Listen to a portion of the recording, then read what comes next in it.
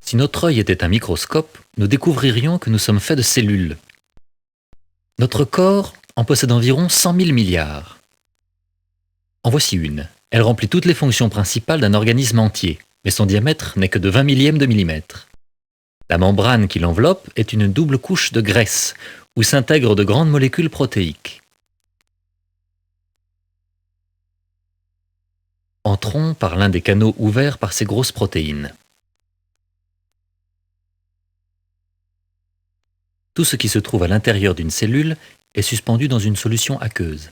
Un échafaudage mobile, le cytosquelette, donne à la cellule sa forme et maintient à leur place toutes les structures internes.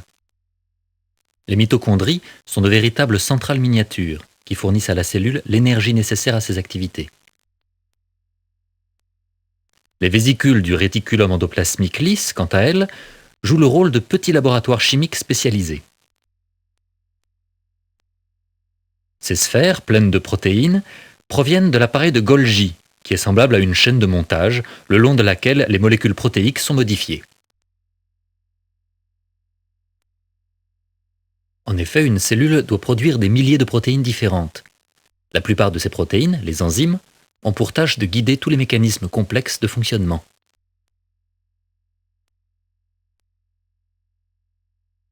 Une grande partie des protéines est synthétisée à l'intérieur de ce labyrinthe de membranes, qu'est le réticulum endoplasmique rugueux. Le centre de la cellule se rapproche. Voici le noyau, le plus gros des organites. Il contient les informations nécessaires à la construction des protéines et à la création de nouvelles cellules. Entrons. Les informations sont en fait portées par ce qui constitue le patrimoine génétique, c'est-à-dire les chromosomes, qui ne sont visibles qu'à un moment précis du cycle cellulaire. Un chromosome est un entrelacement incroyablement serré de fibres de chromatine, constituées d'ADN et de protéines.